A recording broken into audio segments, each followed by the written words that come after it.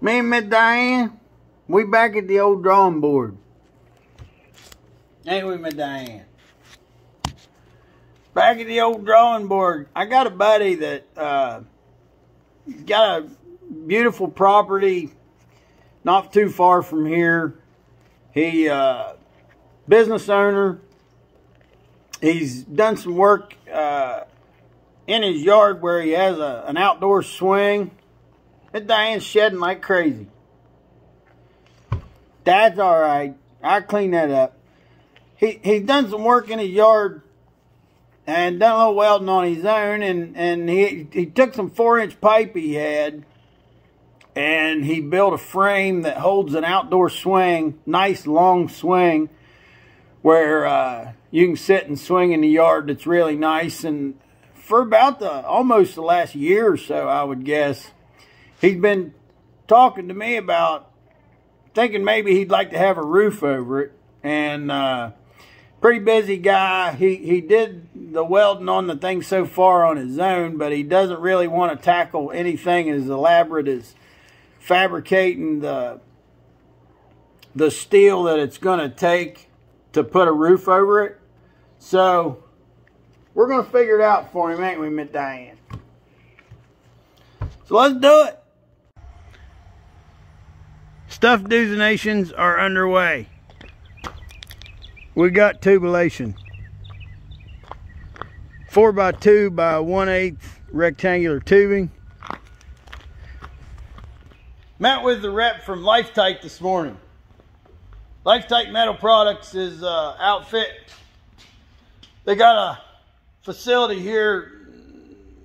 It's in Belington, West Virginia. They make the roofing products. They do brake work, and they can make all your flashing, ridge cap, whatever. So on this roof, I took a piece of sheetrock and I drew a layout. This right here, with all the measurements of the actual size divided by 9, is what he's got there. There's a 4-inch pipe post, 4-inch pipe post. This doesn't exist right now. The bar that goes across the top is a 4-inch pipe, and this swing hangs on that 4-inch pipe. And this is what my buddy wants a roof over. Beautiful property up there. He's gonna put a roof over this. Been talking about it for a long time. I think we need to extend that pipe a little out here, because when we have a roof over this, I don't want the edge of the roof to be right at the edge of that post. So we want to come out some. Now, this is the same scale. This is all the dimensions that there's going to be divided by 9 and drawn on this piece of sheetrock. So this is a top view showing where we would have 4x2 by 1/8 wall rectangular tubes welded to that 4-inch pipe cross, and there'd be a 4x2 rectangular tube on each end, and this is going to be on the angle what we're going to roof. Now, this is actual size right here. This is a side view, actual size of the 4x2 by 1/8 wall rectangular tube on the 412 pitch. So, you know, here would be your post, and this is your 4-inch pipe, this crossbar, and this is your tubing coming down, and this would be where it fits into this 4x2 tube that's going to run on each side. And the thing that's quite a bit different about the way we're going to roof this is we're going to run the Lifetite metal the other direction, 90 degrees from the way you would normally run it. If you were using this metal, I've got the same metal on my shop right here. You can see how this metal is ran vertically. And that's, you know, that same direction like on my roof. My roof pitches back that way, and the metal runs this way. That's not how we're going to do this little thing. What we want to do, we want to put our Lifetite metal right on our 4x2 rectangular tube skeleton. So we're not going to have purlins or sheeting or whatever. So the ribs of our roof metal need to run 90 degrees from our struts. So that's how we're planning on doing this. So that means that here at the top, where my tubing goes into my pipe, it'll have to be coped out to fit into that pipe. And down here, the tubing needs to be coped out to fit into this 4x2 tube. So I started making a jig that I'm going to use to cut these tubes. And the way this jig is made, I've taken out a little more space than what's actually drawn. And the reason why is I'm planning on taking my plasma cutter, putting it right against this wooden jig and just following it right around. And the thing you got to remember when you do a jig like that, you know, see my plasma cutter, when you go up to a line, like if I got the edge of that torch touching that line, you see I'm cutting here. The cut's happening there at my fingernail, but the edge of the tip is running against that line. So that, when you make a jig, you know, that distance needs to be compensated for. So the other thing we're going to have to do, of course, we'll have to cut one side, then we'll have to cut the other side, and we're going to have to get the other side cut pretty well lined up with the cut we made on the first side. So what I'm thinking is I'm putting this together with another piece, which will be a piece that I actually put right up against my rectangular tubing. When I put this up to my rectangular tubing, I'll put it right against there. But when I cut the other side, this piece will need to be on this side. So we'll have to change that. But I think we'll cut all of one side first, and then we'll worry about cutting the other side after that. So this is the jig, and we'll see how this works. I got to put some more screws in this thing. Probably put 5 screws across it right there. I just pinned it with 2 of them so far, so that's next. You always hear about people putting screws in wood. If they're talking about it, they'll say, pre-drill that. You always want to pre-drill your hole. I think you should turn that thing backwards real fast until you smell her burning.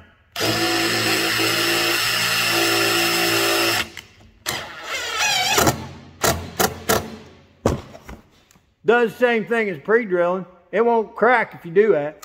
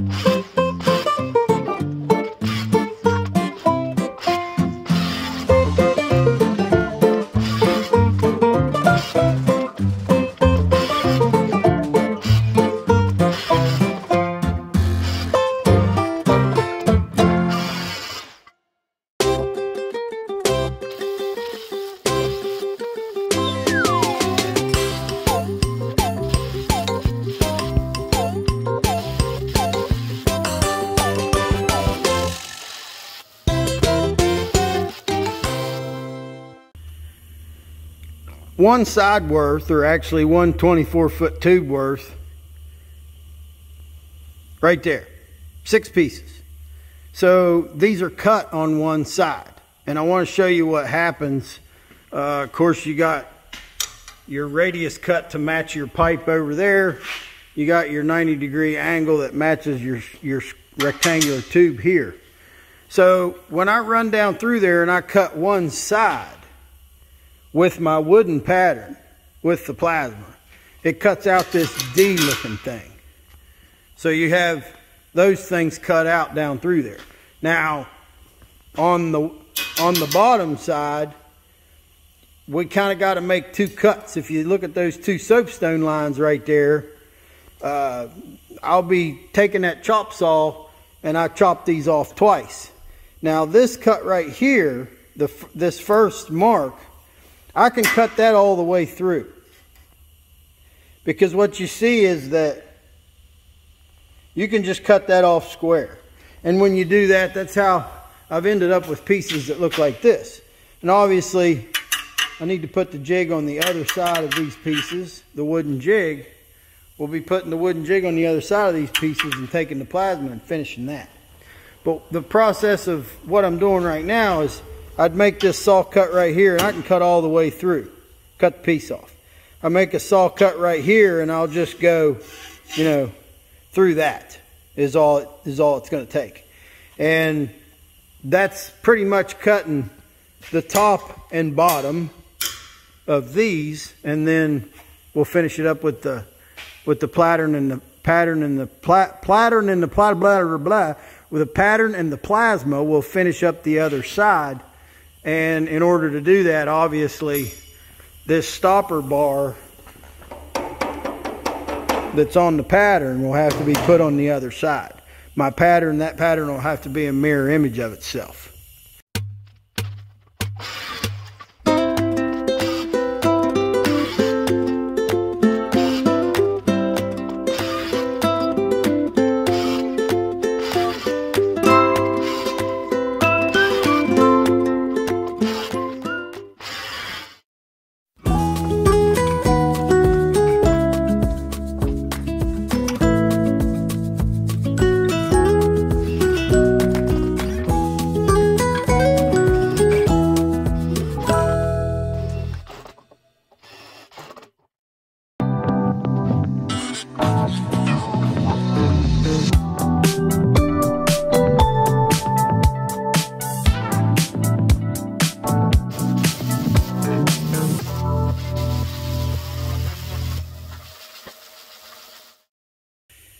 Had a minor fixification right here. When I was cutting that other side, you can see where that burned that wood up.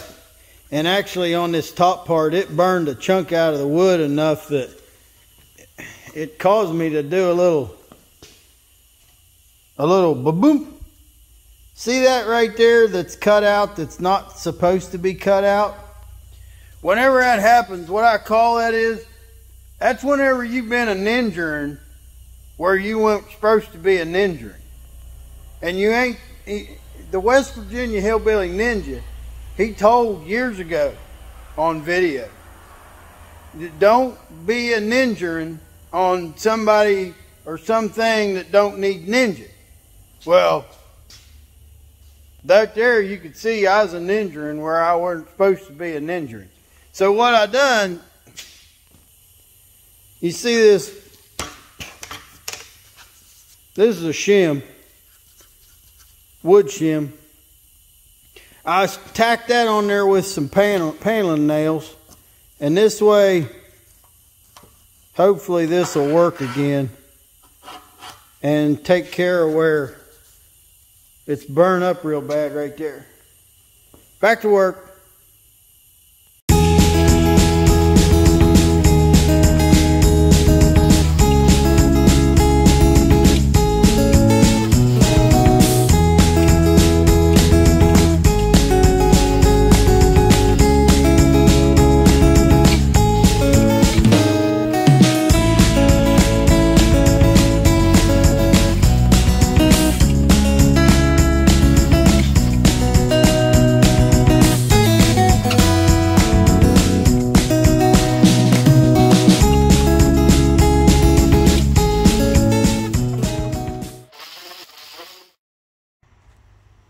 That's what we've been doing.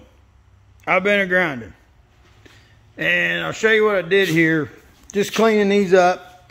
I set up the tube like it would simulate this being the 4x2 tube at the bottom and the 4-inch pipe at the top.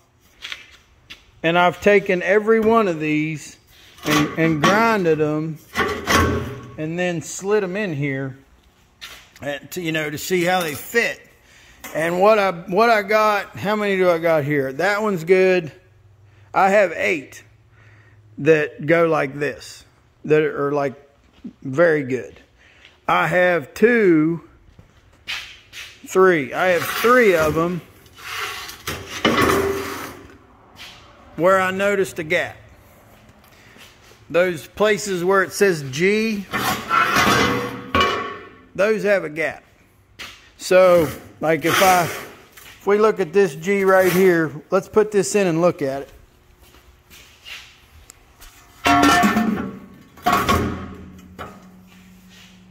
So that one's got a gap that obviously I need to weld up. I could probably butter that, and that's probably what I'm going to do. I'm probably going to take the MIG and work on that fit a little bit while I can right now. Wouldn't have to do that. That gap will weld up just fine, but I might do that. And I say I might do that because there's only 3 of them and it ain't going to take that long. And then this one that I marked long, I couldn't get it in there. It was close, but it wouldn't go. And I decided to just mark it long and keep on going and see how many of them came out long. Make a couple observations here on what's happened. Now, I did work on the one piece that was too long and the 3 pieces that had a little gap. I did a little MIGing and helped that gap situation. For the time I put into that, it was probably worth doing. So now I've got a dozen pieces that, based on this jig that I've got tacked to the table, I've got a dozen of them that are virtually identical. So these are great. I'm liking how that went. The way I've got the tube and pipe tacked to the table there and fit them in between there like I did, we know that these are very much the same. So that's good. One thing I would say that I want to mention about my jig, this jig is pretty bad shape by the time I got done cutting a dozen of those. And you know, we had this board against the edge of the tube, and we had to have it on one side and then put it on the other side, you know, and I followed that from a cut, and it burned it up pretty good. It received enough damage that getting near the end, I had to put this shim on here because there was a part of this that was burnt so bad there was a chunk missing. I just figure I'd mention as an observation that I believe that if there was much more than 12 of these, that wooden pattern wouldn't have made it. It barely made it through cutting the 12 pieces that I cut. And I had to work on it a little bit in the middle. And I'll tell you too, some of the grinding I did, I noticed there was more metal on my tube than there should have been as a result of where I put that piece of shim. So it wasn't exactly right, but it added a little metal to the tube. So when I was grinding, taking that off wasn't a big deal. I'm lucky it, you know, see, if I would have continued using it with that chunk missing out of it that burned up, I would have had I would have cut off metal that I didn't want off there, and that would have caused us a bigger problem than having a little extra. I actually ordered this 1/4x4 flat bar right here. I actually ordered that to make that jig, and I was going to make that jig out of steel. And what ended up happening was I started making the jig the day the steel truck was on its way here. And by the time that steel got here, I had pretty much already made that wooden jig. So I said, well, I'll just go with that. Just something to make note of, because if there were many more pieces than that, you'd need that jig made out of steel or it wouldn't last. You know, that plasma was hard on that wood, burn it up. We're in the super service truck. I'm pulling the trailer. I've got the little 12-foot trailer because this metal that we're going to pick up, we're headed to Life Tight to pick up the metal. And of course, we don't need a 20-foot trailer because its stuff ain't that long. It's less than 12 feet. But we're taking the trailer and we're going to get it. And I just want to mention, one of the things that the customer asked me when we were very first looking at this job on site is, he said, with regards to the roofing metal that we're getting from Lifetite, he asked me, he said, is that stuff white on the bottom no matter what color it is on the top?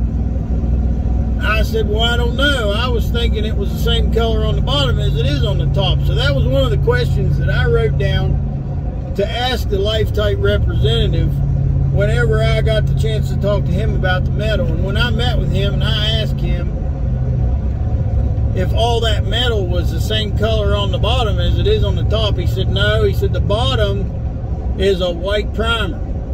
So all of this metal gets covered with the white primer. The color gets put on the top, whatever color it is, and they have a bunch of different colors.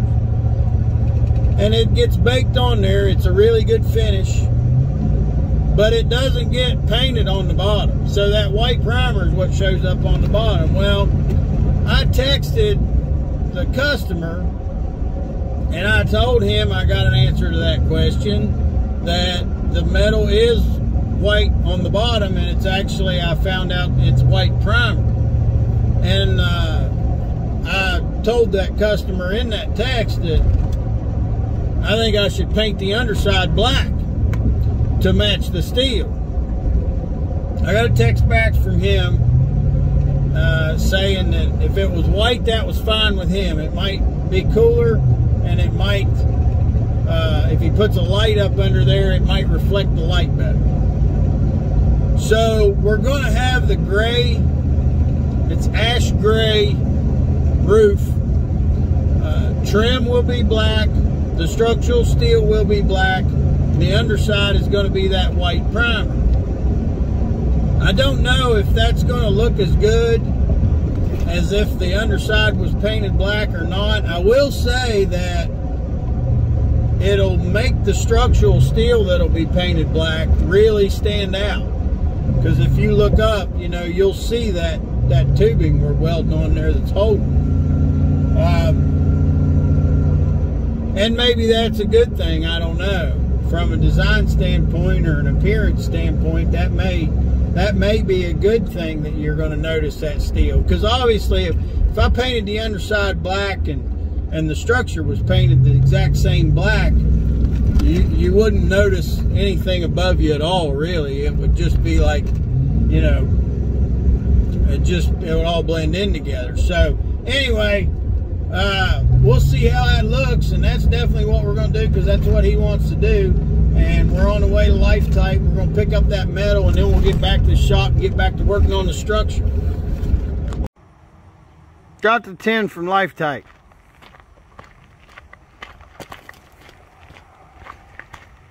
Back to work on this tubing in here, and I've cut the tubes that'll run along the sides. I've cut them to length, and I've cut some 1/8 by 2 flat bar welded caps on them. The little pipe extensions that are 4 inches long, I cut them and welded caps on them.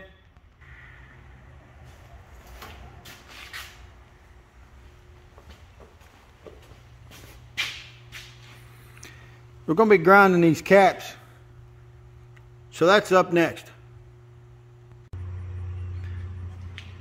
On the plan, you know, we got our end piece is going to be this end, and this end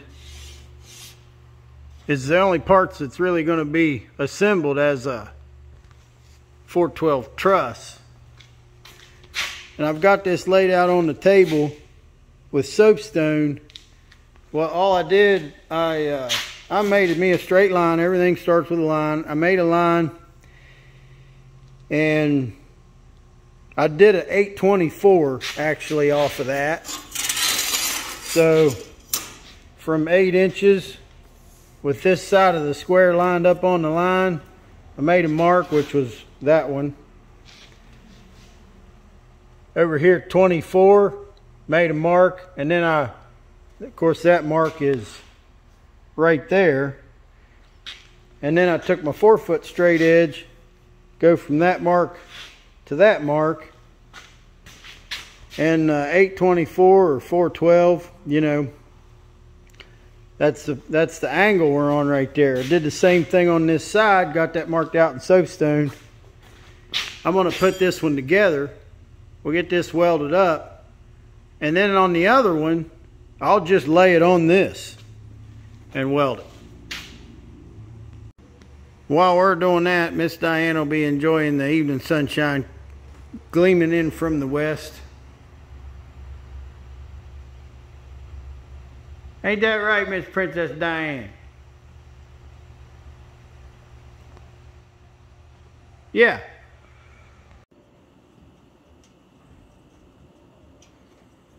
We're loaded up to go install this awning roof. The worst thing is, we're gonna miss Miss Diane. Miss Diane don't go nowhere, and she don't like vehicles. She absolutely hates to get in a truck, and she doesn't even care if the truck ain't moving. She don't like getting in them. Don't want nothing to do with riding. Got everything loaded up. I hope I got everything. You always say, man, I got everything. I got everything. I hope I got everything. We're going to go put this thing together. This is what we're putting the roof on. Going to be getting a new swing.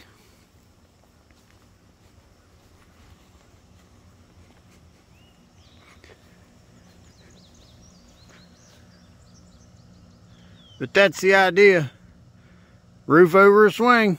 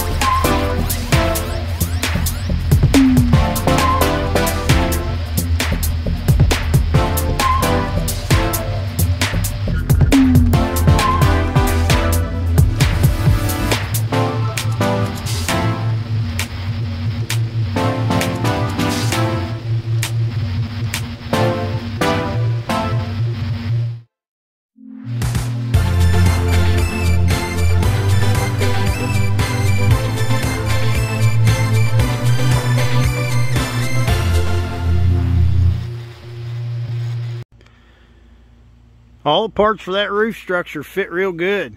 That went great.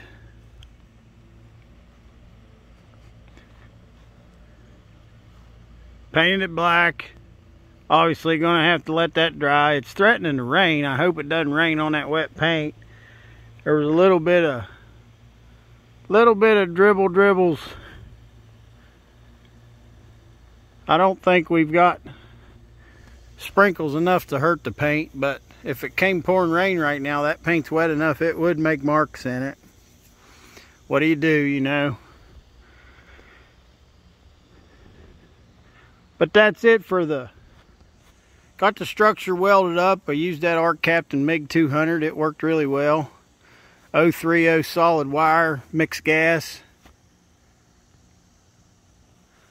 Everything fit real good. I used a ratchet strap and squished things together a little bit. Repainted the existing steel. A lot of times you can't get away with using a solid wire MiG outdoors. It's very calm here. Got these leaves on these trees behind us. Pretty much, you know, around most sides. There's a pool right there. My truck's right here. I looked, you know, like I was looking at those trees over there, and I could see leaves moving in the trees a couple times. And I thought, man, I wonder if that wind's going to cause me to have porosity in my welds to blow my gas away. But it didn't blow that shield gas away over here. So that worked really well. I could have, you know, there's a lot of other options that would have worked to weld that up. But that solid wire MiG on that tubing, boy, it does a nice job. So we'll let this paint dry and come back and put the roof and trim on it and see how it turns out. Here with the roofing metal. It's the next day. Paint's dry. We're going to put the roof on. When I got back to the shop yesterday evening, the two small pieces I need, I went ahead and cut because I knew what they needed to be. And we're going to get rolling on finishing this out. Let's do it.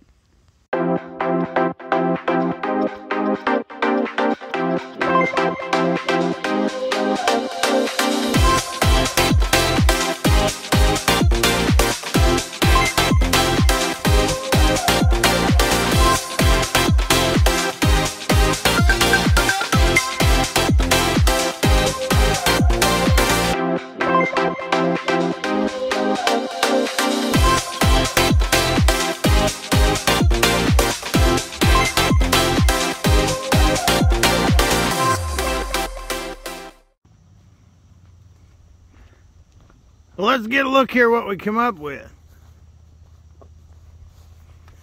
I've got to go get my blower. I didn't bring my leaf blower, but there's a lot of metal shavings that need to be blown off the top of this. If they lay in that gutter and it rains, and them metal shavings, they'll turn to rust really fast. But what I want to show you about the finish on this, the trim. This is a thing where I'm running this metal opposite the direction that you would normally use it as a roofing. This is meant to be ran up and down, and I've got it on here like shingles. So we wanted to do that to make this work with putting the metal directly on the structure without, you know, adding sheeting or adding purlings or whatever. We're screwing it directly to that structural tubing. So since we're doing that and it's going to work, we're going to have to deal with the fact that when this water runs down here, down this metal, it's going to stop in these grooves and it's going to run to the edge. You know, instead of water's going to come down like this, but then when it hits these corrugations in the steel, it's just going to go one way or another, left or right, to the edge. So working with the guy, the representative, you know, my buddy Dave there with Life Type Metals, he designed this edge gutter. So this is a gutter that goes on the edge rake, the end rake of it's a gutter and a raker at the same time. So here we are once again with NBS welding. We got tools and materials being used in ways for which they were never intended. And then our end gutter, this piece right here, that is a J channel that you'd normally have on the edge of something like that, but we've got the J channel made with inside under piece much longer, so that it would go way up underneath of there and be an end gutter for this roof. And then we've got our ridge cap. And the ridge cap's made pretty much like any other ridge cap, only the offset is, the offset's an inch. Normally one of those ridge caps that only have that one angled offset would only be about a 1/2 inch, because you wouldn't have to reach over these corrugations that we're doing. But I'm gonna go get the blower and get rid of these metal shavings and get some black caulking to run down that very top of those rakers. But I think what they came up with on the raker gutter, let's go to the other side now. I've got about a 1/2 inch of that end piece overhanging my tubing. Light's better here so you can see what that looks like.